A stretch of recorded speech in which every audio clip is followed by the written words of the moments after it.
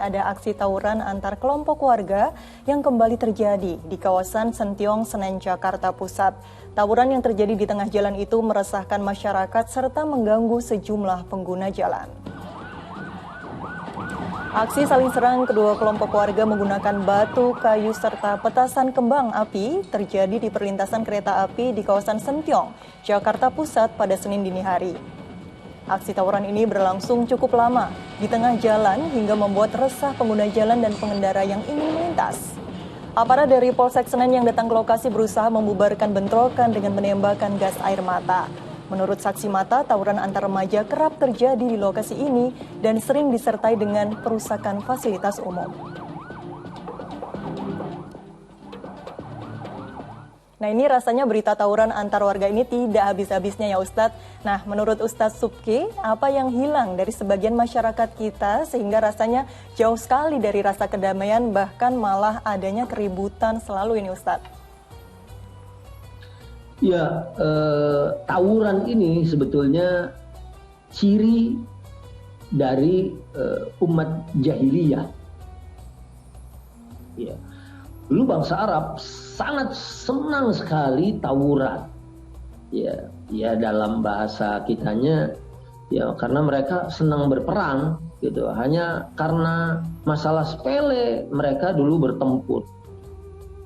Ya, dan sekarang ya kalau hal itu dilakukan oleh orang sekarang, nah ini bisa kita sebut sebagai jahiliyah modern gitu ya.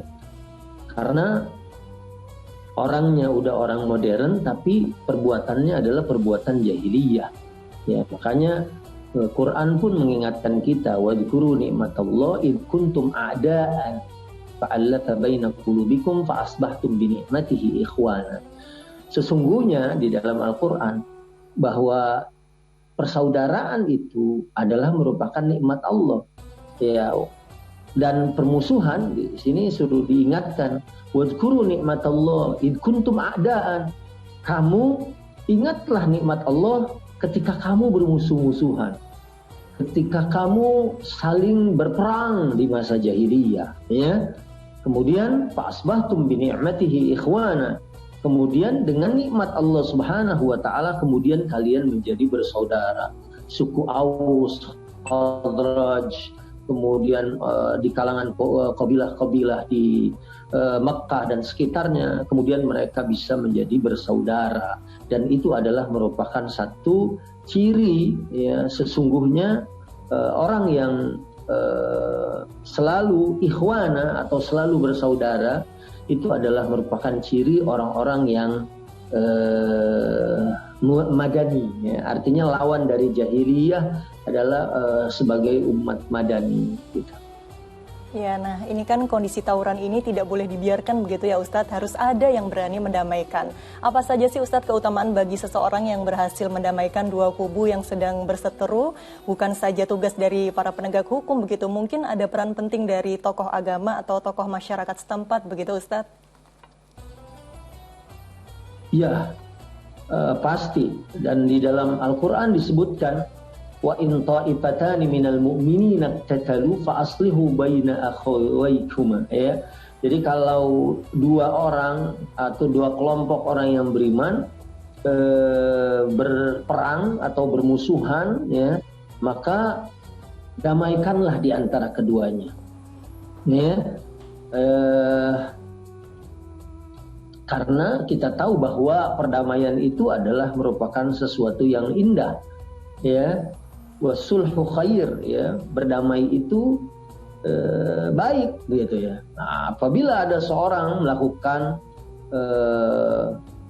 atau mempelopori kebaikan, ya, dan bahkan ada cerita, ada riwayat namanya Hilful Fudul, ya, itu Nabi SAW sebelum menjadi nabi pernah diajak pamannya ke rumah Abdullah bin Jud'an. Itu tokoh musyrik, ya. Tapi di rumah Abdullah bin Jud'an ini yang dibahas adalah perdamaian. Yang dibahas adalah bagaimana berhenti dari peperangan, atau berhenti dari permusuhan.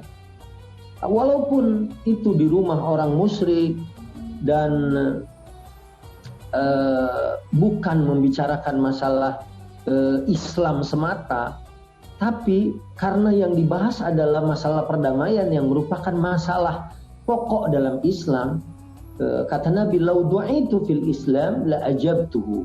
Kalau aku sudah Islam kayak gini, sudah jadi nabi, diundang untuk ke rumah Abdullah bin Jud'an untuk membahas masalah-masalah perdamaian, aku akan datang ke rumah beliau walaupun beliau musyrik, ya, termasuk orang musyrik. Tapi kalau ya membahas masalah perdamaian dan menghentikan peperangan, aku akan hadir. Dan ini menunjukkan betapa perdamaian itu merupakan sesuatu yang penting dan sangat mahal. Subhanallah, mungkin kita bisa mencontoh sikap Nabi begitu ya Ustadz, yang selalu mendamaikan kedua belah pihak yang berseteru.